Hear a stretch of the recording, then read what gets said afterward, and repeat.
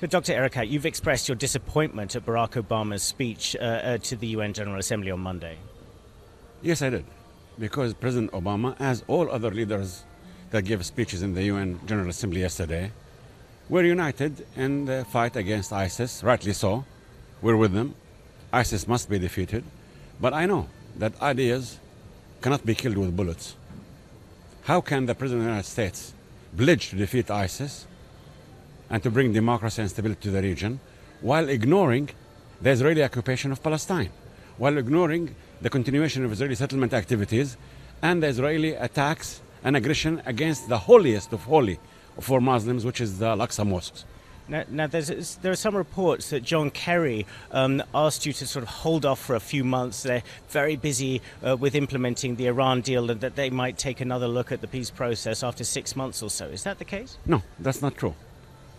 Secretary Kerry said that President Obama and him are committed to the two-state solution, are committed to peace, and that they will never abandon trying to make peace between Palestinians and Israelis based on the two-state solution.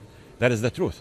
But when the President of the United States pledged to continue fighting against Daesh and autocracy and dictatorship and to bring democracy and peace and stability in the region, and then decides not to mention a word about Palestine, about the two-state solution, about peace, and ignoring the Israeli dictations and settlement activities, in 2009, President Obama gave a speech to the Muslims in Cairo. He asked the Israelis to stop settlement activities.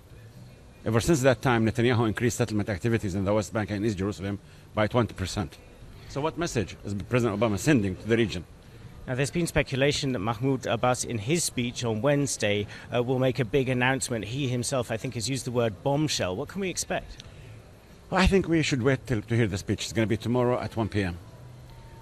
After his speech, the Palestinian flag is going to be raised outside the United Nations.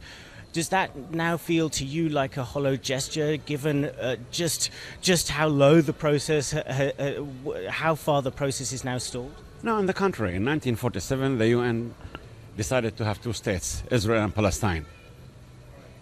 Those who say they support the two-state solution, they cannot just recognize one state and refuse to recognize the other state.